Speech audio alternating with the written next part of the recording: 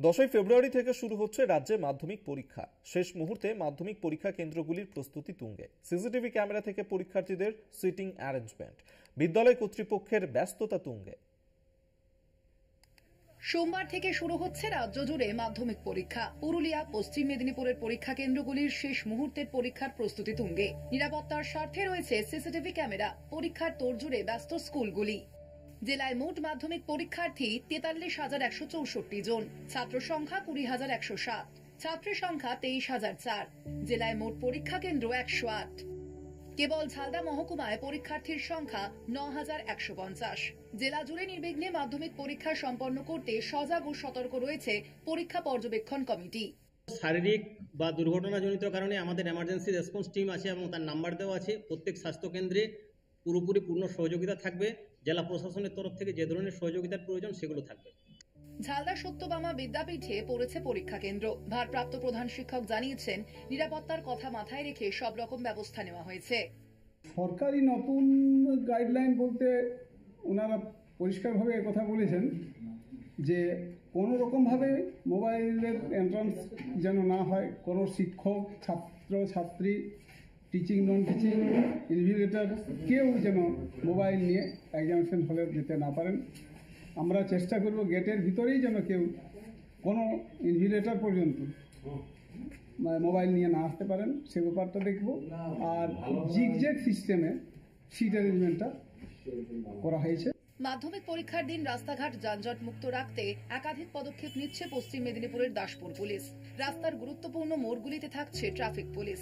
রাস্তার পাশে পড়ে থাকা ইমারতি দ্রব্য সরিয়ে দিচ্ছে প্রশাসন।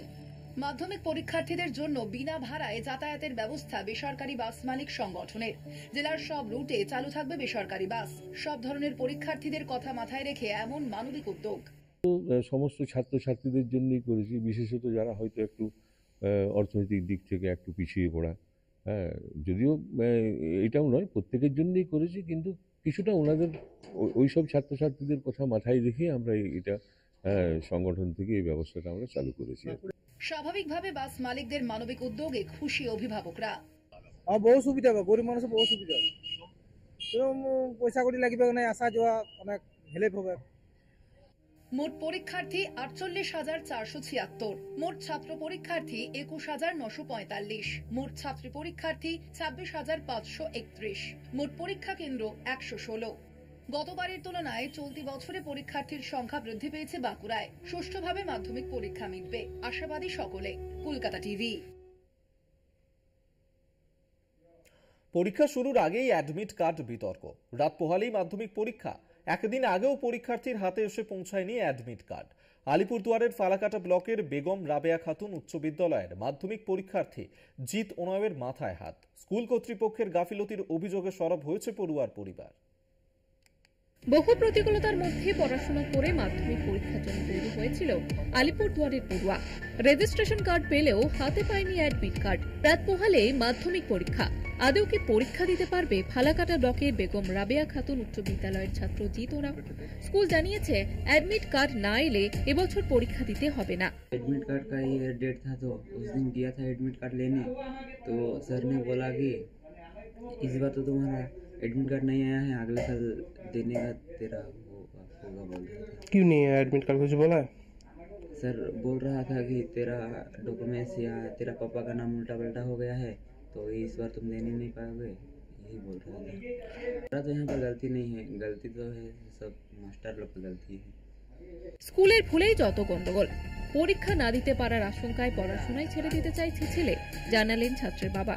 এখন কি বলবো, মাস্টারকে সেদিন একদিন এসে বললো কি পারবো না, এক বছর আর পড়তে লাগবে বলতেছে। তো ছেলে তো অনেক অসুবিধা, খাওয়া দাওয়া করতেছে না এমনি একদম। কত কষ্ট করে পড়ান ছেলেকে? অনেক কষ্ট করে পড়াইছি। এখন কি বলবেন, যদি পড়ি এই এক বছর নষ্ট হয় কতটা খারাপ লাগবে? ও তো ছেড়ে দেবো স্কুলে, বা পড়বো না বলতেছে স্যার। যদি ইনজাম যদি না দিতে পারি তাহলে ছেড়ে দেবো বলতেছে। স্কুলের গাফিলতিতেই পরীক্ষা দেওয়া নিয়ে সংশয় তৈরি হয়েছে। শিক্ষকদের আরও সচেতন হওয়া উচিত ছিল বলে অভিযোগ করেছেন জেলা মনিটরিং কমিটির সদস্য ভাস্কর মজুমদার। মাধ্যমিক পরীক্ষার্থী বা উচ্চ মাধ্যমিক পরীক্ষার্থী যারা থাকে, স্কুল কর্তৃপক্ষের উচিত হচ্ছে তাদের প্রতি সতর্ক নজর রাখা, তারা ফর্ম ফিল আপ করছে কিনা, রেজিস্ট্রেশন সঠিক টাইমে করছে কিনা, রেজিস্ট্রেশন সার্টিফিকেটের সেটা আবার চেক করবার জন্য দেওয়া হয়, চেকলিস্ট দেওয়া হয়, চেকলিস্টটা সঠিকভাবে চেক করা, এই সমস্ত স্কুলের দায়িত্ব। আর তার মধ্যে আমাদের এই দিককার বাচ্চা যারা পড়াশোনা করে তাদের মধ্যে দেখা গেছে যে তারা অনেকেই আছে ফার্স্ট জেনারেশন স্কুলে এসছে, সুতরাং তারা এইসব ব্যাপারে অতটা সচেতন নয়, গার্জিয়ানরাও সচেতন নয়। স্কুল কর্তৃপক্ষের গাফিলতিতে একটা বছর নষ্ট হতে বসেছে মাধ্যমিক পরীক্ষার্থীর। অভিযোগ পরিবারের, অবসাদে পড়াশোনায় ছেড়ে দিতে চাইছে পড়ুয়া। কেন যথাসময় অ্যাডমিট কার্ড এসে পৌঁছলো না তা নিয়ে উঠছে প্রশ্ন। সৌম্যদীপ সেনের রিপোর্ট, কলকাতা টিভি। এখন সময় ছোট্ট বিরতির, ফিরছি বিরতির পর, সঙ্গে থাকুন। জেল মুক্তির পর প্রথমবার হাবড়ায় জ্যোতিপ্রিয় মল্লিক। নিজের বিধানসভা কেন্দ্রে দলীয় কর্মীদের নিয়ে পদযাত্রার পরে পুরসভায় যান প্রাক্তন খাদ্যমন্ত্রী।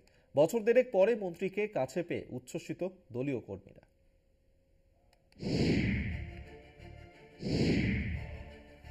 বছর ঘুরলেই রাজ্যে বিধানসভা ভোট। 15 মাস পর নিজের বিধানসভা এলাকা উত্তর 24 পরগনার হাবড়ায় রাজ্যের প্রাক্তন মন্ত্রী জ্যোতিপ্রিয় মল্লিক। শারীরিক অসুস্থতা কাটিয়ে রবিবার তিনি হাবড়ার বদর পার্টি অফিসে গিয়ে দলীয় কর্মীদের সঙ্গে দেখা করেন। দলীয় কর্মীদের নিয়ে হাবড়া পুরসভায় যান জ্যোতিপ্রিয়। 2023-এর 27 অক্টোবর রেশন দুর্নীতি মামলায় জ্যোতিপ্রিয়কে গ্রেপ্তার করেছিল ইডি। 15 জানুয়ারি ইডির বিশেষ আদালতে জামিনে মুক্তি পেলেও শারীরিক অসুস্থতার কারণে 1 মাস ঘরবন্দি ছিলেন। দীর্ঘদিন পর বিধায়ককে কাছে পেয়ে উষ্ণ অভিনন্দন জানান দলীয় কর্মীরা। হাবড়ার উন্নয়নটা আমার কাছে পাপিচ্ছ। যে ডেভেলপমেন্টের কাজগুলো শুরু করেছিল মমতা ব্যানার্জির নেতৃত্বে আমরা শুরু করেছি, এই কাজগুলো অনেকটা অসমাপ্ত আমার কাছে থেকে গেছে, আমার কাছে ব্যক্তিগতভাবে। কিন্তু আমার মনে হচ্ছে সরকার কাজ করেছে। স্বাভাবিকভাবে যে কাজগুলো বাকি রয়েছে, যেমন রাস্তার কাজ কিছুটা আমার বাকি রয়েছে, কিছুটা আমার কালভার্টের কাজ, কিছুটা আমার পানীয় জলের অলরেডি একটা টায়াল হয়ে গেছে, পানীয় জলের টায়াল হয়ে গেছে, যেটা গঙ্গার জল আসবে। এটা আমাদের অত্যন্ত স্বাদের প্রকল্প। মমতা ব্যানার্জির অত্যন্ত স্বাদের প্রকল্প হচ্ছে হাবড়া পানীয় জল গ্রামে গ্রামে পৌঁছে যাওয়া। কানেকশান দেওয়া হয়ে গেছে, 26,000 কানেকশান আমরা দিয়ে ফেলেছি। এরপর আমি ওকে বলেছি যে এবার বাড়িতে যে ইলেকট্রিকের যে মিটারগুলো বসানো হচ্ছে আমাদের রাস্তায়, সেই মিটারগুলো বাড়ির ভেতরে বসাতে বলেছি। এবার হাবড়ার 2 নম্বর গেট থেকে হাবড়া পুরসভা পর্যন্ত 1 কিলোমিটার পদযাত্রা করেন জ্যোতিপ্রিয়।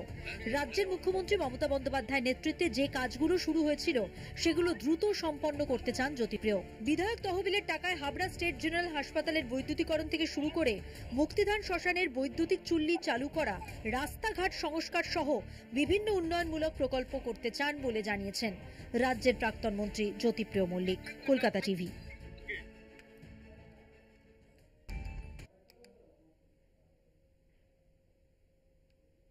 মহেশতলায় পাশাপাশি দুটি বহুতলের হেলে পড়ার ঘটনায় ফের চাঞ্চল্য ছড়ালো। সাম্প্রতিকই শহরের বহুতল হেলে পড়ার ঘটনা প্রবাহ দেখার পর কিছুদিন তা বন্ধ ছিল। মহেশতলার ঘটনায় ফের নতুন করে জেগে উঠল। ফের শহরে হেলে পড়ল বহুতল। মহেশতলায় পাশাপাশি দুই বহুতল হেলে পড়ল। শহরের একের পর এক বহুতল হেলে পড়ার ঘটনায় চাঞ্চল্য। এবার মেটিয়াবুরুজ বিধানসভা এলাকার মহেশতলা পুরসভার 5 নম্বর ওয়ার্ডের পাঁচুর পাশিপাড়া মোড়ের কাছে হেলে পড়ল দুটি বহুতল। এলাকার স্থানীয় বাসিন্দারা জানান, বহুতলগুলি আনুমানিক 7 থেকে 8 বছর আগে নির্মাণ করা হয়। নির্মাণের প্রায় 1 বছর পর থেকে হেলেছিল বহুতলটি। স্থানীয় সূত্রে আরও খবর, সরকারি জায়গার ওপরেই নির্মাণ করা হয় এই বিল্ডিং। হেলে রয়েছে কতদিন লক্ষ্য করেছেন? হ্যাঁ, ওই শুরু থেকেই হেলে আছে। আবার 1 বছর পর থেকে হেলে দুটো বাড়ি হেলে গেছে। হ্যাঁ, দুটো এটাও তাও। এই জমি তো সরকারি জমি, এই রেল লাইন জমি। এটা বলতে পারছি না, সরকারি কি বেসরকারি সেটা জানেন, তারাই জানে। তারা সব জানে, তারা কিছু জানে না, তারা সবই জানে। প্রশ্ন উঠছে, সরকারি জায়গার উপরে পুর প্রশাসনের নজর এড়িয়ে কিভাবে গড়ে উঠল বহুতল? তাহলে কি বহুতলগুলি বিনা প্ল্যানে নির্মাণ করা হয়েছে? যদি প্ল্যান থাকে তাহলে সরকারি জায়গার উপরে কিভাবে বিল্ডিং প্ল্যান পাস হলো? সেই নিয়েও উঠছে প্রশ্ন। যদিও এই ঘটনায় মহেশতলা পুরসভার পক্ষ থেকে পরিদর্শনে যান পৌরসভার বিল্ডিং ডিপার্টমেন্টের আধিকারিকরা। পাশাপাশি রবীন্দ্রনগর থানা থেকে পরিদর্শনে যান পুলিশ আধিকারিকরাও। মহেশতলা পৌরসভার পুরপ্রধান দুলাল দাস জানান, পুরসভার আধিকারিকরা এলাকায় যান। বহুতল ভাঙার জন্য নোটিশ দিতে বলা হয়েছে। যদি না ভাঙা হয় তাহলে আইনি ব্যবস্থা নিয়ে যা করণীয় অবশ্যই করা হবে। বাড়ি হেলে আছে। হ্যাঁ, আপনার লোক বলছে পাঠিয়েছিলেন আপনি? হ্যাঁ, পাঠিয়েছি। ওটাকে নোটিশ করতে বলা হয়েছে ভেঙে দেওয়ার জন্য। ওরা যদি না ভাঙে আমরা আইনি ব্যবস্থা নিয়ে যে যা করণীয় দরকার অবশ্যই। দেখুন, এটা তো আমার জানা নেই। এখন যদি হেলে থাকে তাহলে পৌরসভা তার অ্যাকশন নিশ্চয়ই নেবে। এই মহেশতলা পৌরসভার মধ্যে যেটা আছে তারা করবে, আর যেটা কলকাতা কর্পোরেশনের মধ্যে আছে তারা করবে। শহরের বিভিন্ন এলাকায় একাধিক বহুতলের এই হেলে পড়ার ঘটনায় আশঙ্কায় মানুষ। বহুতল নির্মাণে দুর্নীতির পাশাপাশি শহরের ভৌগোলিক সমস্যা নিয়ে চিন্তায় ভূতত্ত্ববিদরা। কলকাতা টিভি। 10 বছর পর দিল্লিতে লজ্জার হার আপের। হারের দায় কার, সেই নিয়ে দলের মধ্যে চলছে কাটাছেঁড়া। এই আবহে কালকাজি কেন্দ্র থেকে জিতে সেলিব্রেশন মুডে অতীশী মারলেনা। কর্মীদের সঙ্গে উদ্দাম নাচ দিল্লির বিদায় মুখ্যমন্ত্রীর। নির্লজ্জ কটাক্ষ আপেরই রাজ্যসভার সাংসদ স্বাতী মালিওয়ালের। দল একটাই, ছবি দুটো আলাদা। একদিকে বিষাদের ছায়া, অন্যদিকে সেলিব্রেশন। দিল্লি বিধানসভা নির্বাচনের ফল প্রকাশের পরেই আপের ঘরে দুই ভিন্ন দৃশ্য বিতর্কের আগুন জ্বালিয়েছে। দীর্ঘ 10 বছর রাজত্বের পর দিল্লির সিংহাসন হারিয়েছে আপ। 62 থেকে তাদের আসন সংখ্যা নেমে এসেছে সোজা 22-এ। হাজার হাজার ভোটে হেরেছেন আপের হেভিওয়েট নেতারা। মুখ পুড়েছে কেজরিওয়াল, মনীষ সিসোদিয়া, সৌরভ ভরদ্বাজের। হারের দায় কার? একা কেজরিওয়ালেরই?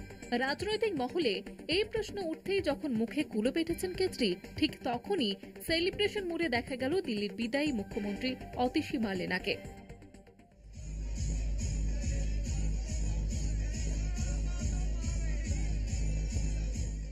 কালকাজি কেন্দ্রে জয়ী হয়েছেন অতীশী।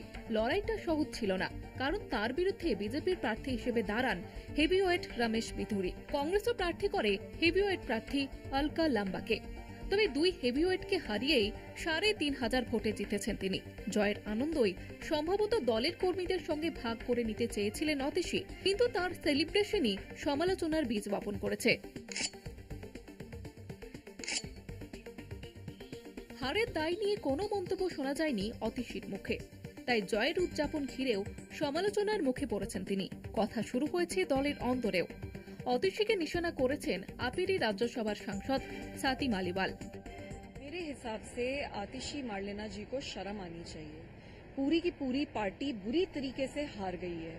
सिर्फ 22 सीटें आई हैं और अरविंद केजरीवाल जी, मनीष सिसोदिया जी, सारे के सारे दिग्गज लीडर्स हार चुके हैं। ऐसे में आतिशी मारलेना जी ने ना सिर्फ इस हार के बाद एक रोड शो निकाला सेलिब्रेट करने के लिए, उन्होंने उस रोड शो में डांस भी करा। तो ये विजुअल्स बहुत चौंका देने वाले हैं। দল হেরেছে, কিন্তু ব্যক্তি অতীশীর জয় হয়েছে। দলের থেকে নিজের জয়কে কি প্রাধান্য দিতে চান দিল্লির প্রাক্তন মুখ্যমন্ত্রী? ক্ষমতায় আসার আগে কেজরিওয়ালের একান্ত অনুগামী কি এবার গুরু মারার পথে? প্রশ্ন বহু, আর তার উত্তর খুঁজছেন রাজনৈতিক মহল। তবে হারের মুখ দেখা কেজরির চেয়ে দলে এবার জয়ী অতীশীরই গুরুত্ব বাড়বে, তা বলাই বাহুল্য। কলকাতা টিভি। সেরা 10 এই পর্যন্তই। দেখতে থাকুন কলকাতা টিভি, রাত দিন 7 দিন।